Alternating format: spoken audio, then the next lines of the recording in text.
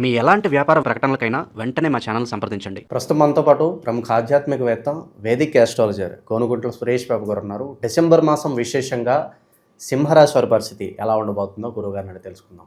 నమస్కారం గురువుగారు. మణికంఠ గారు నమస్కారం అండి. సింహరాశి వారి పరిస్థితి డిసెంబర్ మాసం 2025 చివరిలోకి వచ్చేసాం. మనం చూస్తూ సమయం చాలా వేగంగా గడిచిపోతుంది.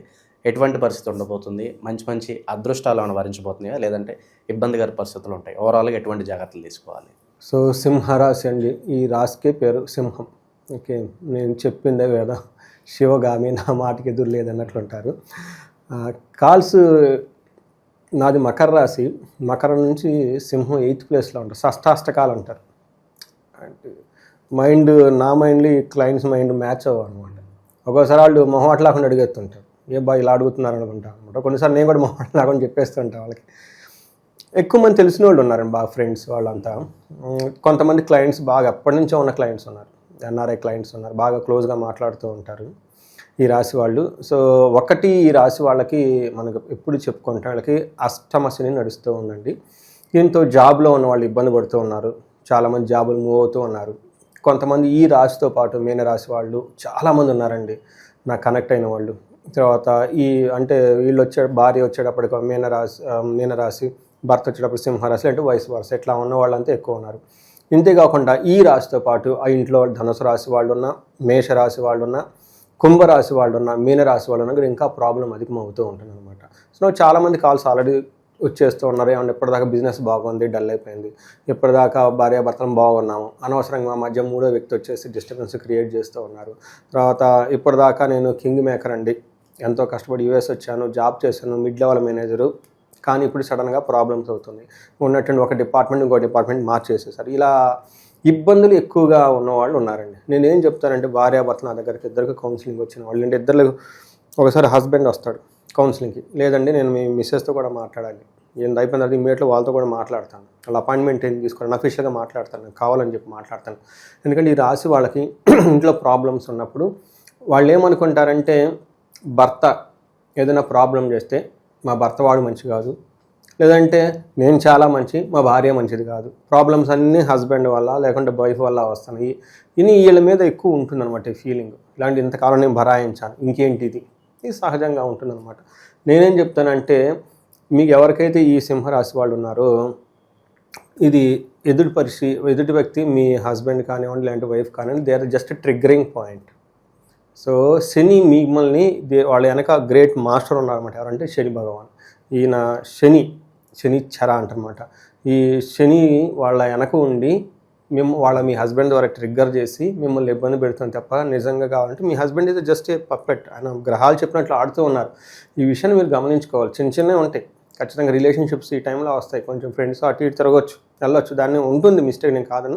పెద్దది చేసుకొని స్పాయిల్ చేసుకోకూడదు. అంటే ఇట్ ఈజ్ జస్ట్ ఒక ఈవెంట్ లాగా చూసుకోవాలి. అలానే బిజినెస్ పీపుల్ ఇప్పటిదాకా ఎవరైతే వెళ్తూ ఉన్నారో, ఈ టైంలో ఒక 2 స్టెప్పులు వెనక్కి తీసుకొని మీరు వెళ్ళిన డైరెక్షన్ కరెక్టా, లేదంటే మిమ్మల్ని మీరు నెక్స్ట్ లెవెల్కి ప్రిపేర్ చేసుకోవడానికి ఇచ్చిన ఈ టైం సింహరాశి వాళ్ళకి నడుస్తూ ఉందండి. సో ఇంత ఇంట్రడక్షన్ మనం ఎందుకు ఇచ్చామంటే, వీళ్ళకి కస్టమర్స్తో ఎక్కువ ఉన్నారు. రెండోది, నా వీడియో అలా పోస్ట్ కాగానే ఇలా నాకు వెంటనే కాల్స్ వచ్చేసి అడుగుతుంటారు, ఏంటండి ఇలా చెప్పారని. మరి ఏం చెప్పమంటారు? నేను అంతే ఒకసారి జోక్ చేస్తూ ఉంటాను, ఒక పని చేయి, నెక్స్ట్ షూట్కి వెళ్ళినప్పుడు స్క్రిప్ట్ నేను మాట్లాడేస్తానని. సో అంటే అంత చనువుగా ఉంటారు కాబట్టి నేను కూడా చనువుగా ఈ రాశి వాళ్ళ గురించి మాట్లాడుతూ ఉంటాను. బాగా క్లోజెస్ట్ ఫ్రెండ్స్ ఉన్నారు నాకు, బాగా హెల్ప్ చేసేవాళ్ళు, ప్లస్ హెల్ప్ చేసుకున్నాను వాళ్ళు చాలామంది. క్లయింట్స్ కూడా చాలా బాగా మాట్లాడేవాళ్ళు ఉన్నారు.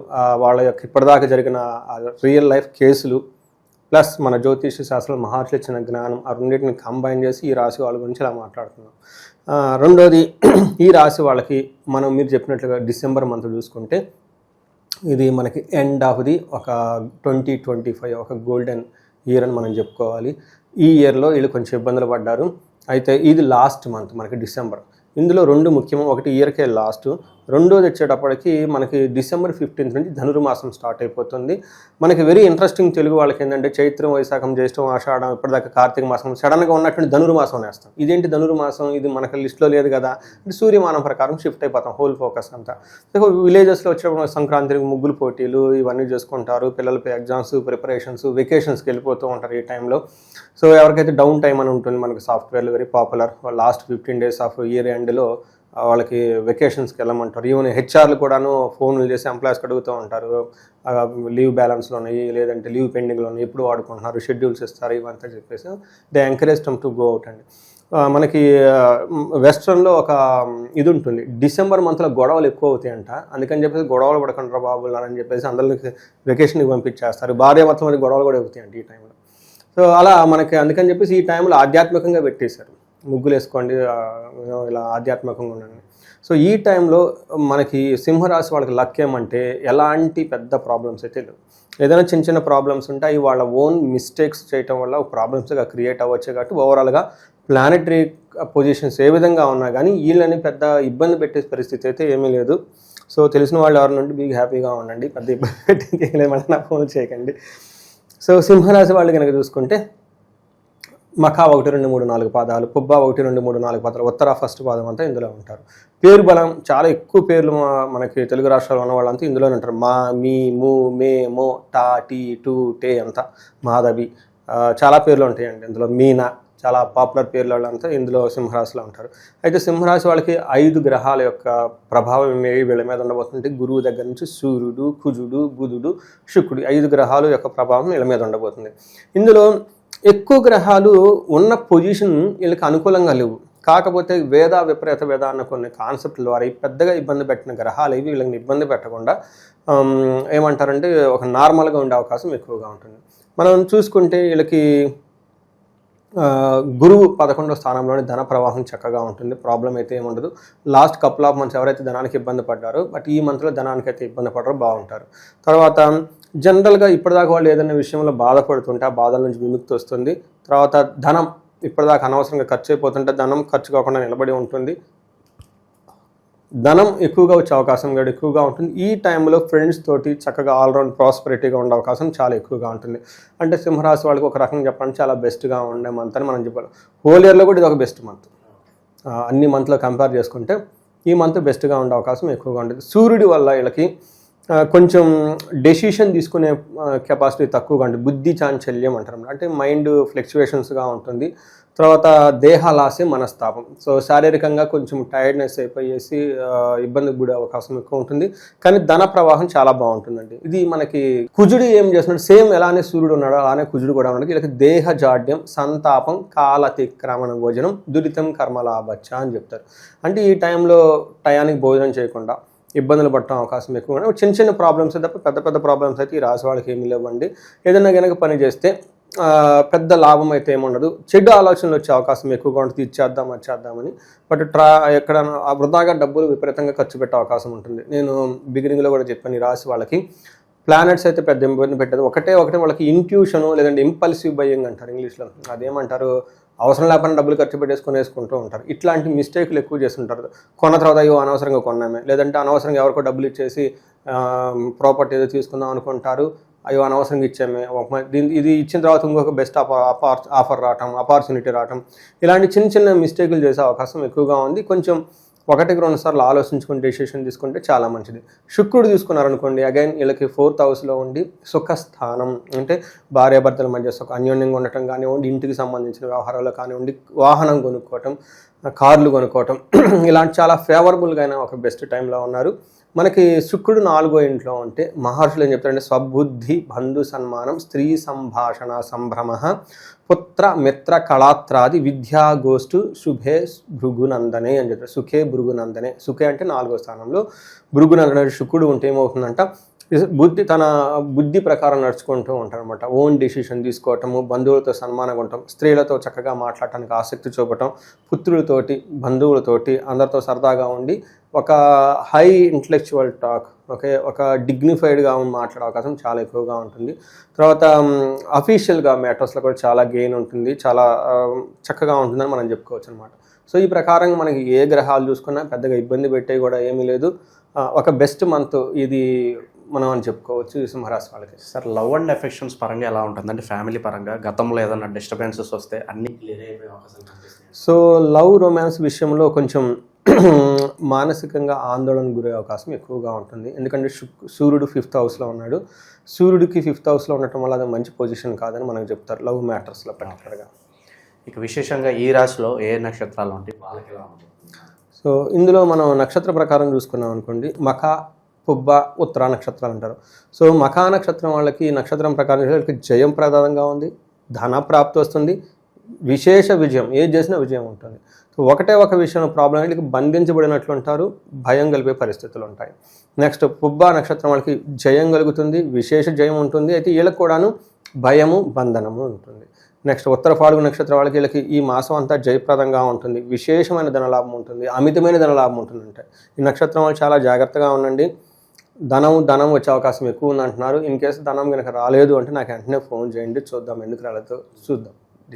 ఎందుకు ఇండివిజువల్గా చెక్ చేసుకోవడం చాలా ఇంపార్టెంట్ అండి జాతకం.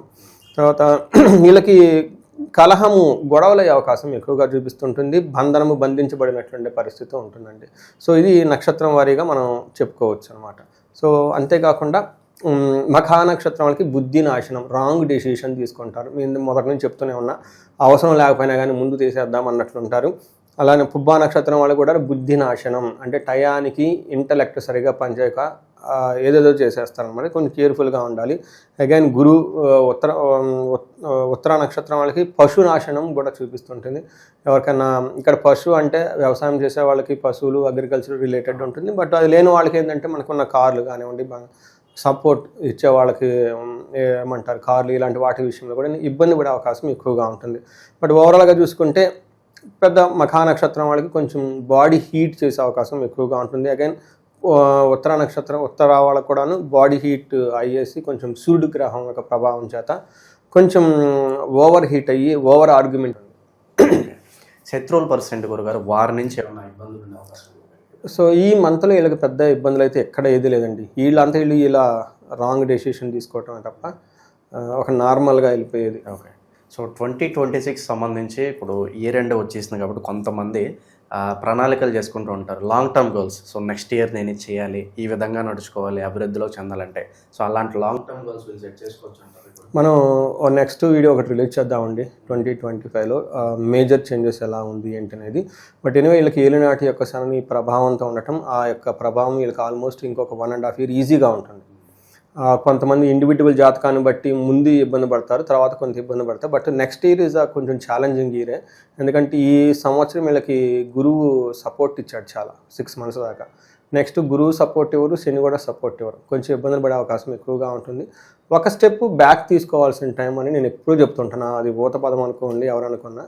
ఎందుకంటే వీళ్ళది యాటిట్యూడ్ కొంచెం డిఫరెంట్గా ఉంటుందండి సింహరాశి వాళ్ళు. లేడీ ఎవరైనా చేసినా కానీ మొత్తం నేనే చేస్తున్నానండి, మా ఇంటి నేనే తాగుతున్న, పిల్లలు నేనే, సంపాదన నేనే, అత్తగారిని అందరూ నేనే చేసేస్తున్నాను, it's all depend on me అన్న ఫీలింగ్తో ఉంటారు. జెంట్స్ కూడా అలానే ఉంటారు, ఇటు ఆఫీస్లో అంతా నేనే చేస్తున్నాను, ఇట్స్ ఎవ్రీథింగ్ మీ, నా దగ్గరే ఉన్నట్లు నేనే చేస్తున్నాను అంటారు. ఎక్కడైతే జరిగినా వీళ్ళు నెత్తి వేసుకొని కూర్చుంటారు అనమాట. సో మంచి చేస్తారు ఓకే, కానీ కొన్నిసార్లు ఏమవుతుంది లిమిటేషన్స్ ఉంటాయి కదా, థింగ్స్ గో ఫ్లో అనమాట. ఆ ఫ్లోని ఒకసారి మీకు అనుకూలంగా లేనప్పుడు యాక్సెప్ట్ చేయాలి కదా, నేను అంతా చేస్తున్నాను. ఇది కొంచెం డిఫరెంట్ అయిన మైండ్ సెట్ అనమాట సింహరాశి వాళ్ళు.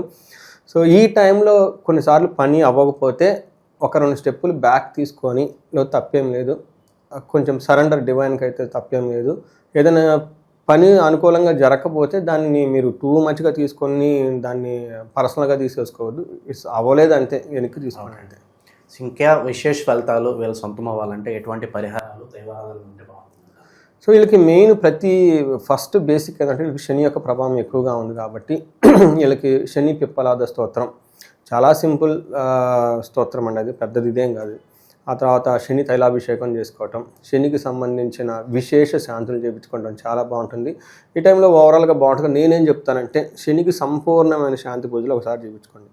2 వీళ్ళకి ఏమంటే ఇది బంధించబడినటువంటి పరిస్థితి కూడా ఉంటుంది. ఈ టైంలో విష్ణు ఆలయాలకు దర్శించుకుంటే చాలా బాగా కలిసి వస్తుంది. తర్వాత మనకి హైదరాబాద్ దగ్గరలో మనకి పెంజర్ల అని చెప్పి కొత్తూరు పెంజర్ల అంటారన్నమాట. అక్కడ మనకి అనంత పద్మనాభ స్వామి స్వయంభూగా వెలిసిన దేవాలయం ఉంది.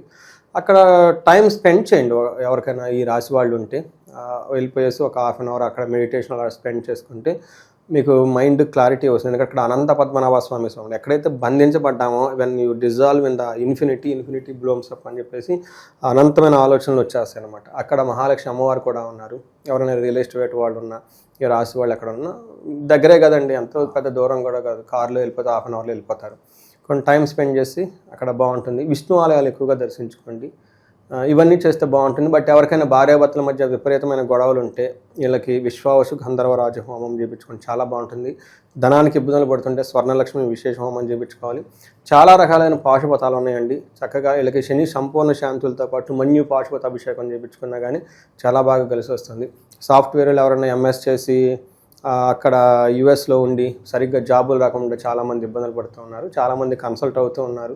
వాళ్ళు ఇండివిజువల్ జాతకం చూసే చెప్తూ ఉన్నా. నేనేం చెప్తానంటేనండి, ఇంత కష్టపడి అక్కడ దాకా 2 లక్షల డబ్బులు ఖర్చు పెట్టుకొని అక్కడ జాబు రాకుండా ఇబ్బంది పడితే ఎలా అండి? ఒకసారి జాతకం చూపించుకొని ఏమైనా ఎక్కడైనా దోషాలు ఉంటే ఒకటి మనం ఏం చేయలేము, గ్లోబల్గా ఉన్నాయి. బట్ వీళ్ళు ఇండివిజువల్గా కూడాను చూపించుకొని ఏదైనా ఇంకొంచెం దైవం అనుకూలమైన పనులు చేసుకుంటే జాబ్లో వచ్చే అవకాశం చాలా ఎక్కువ ఉంటుంది. ఓవరాల్గా సింహరాశి వాళ్ళ పరిస్థితి విశేషంగా ఈ డిసెంబర్ మాసం ఎలా ఉండబోతుందో మీ మాటలో చాలా బాగా వివరించారు.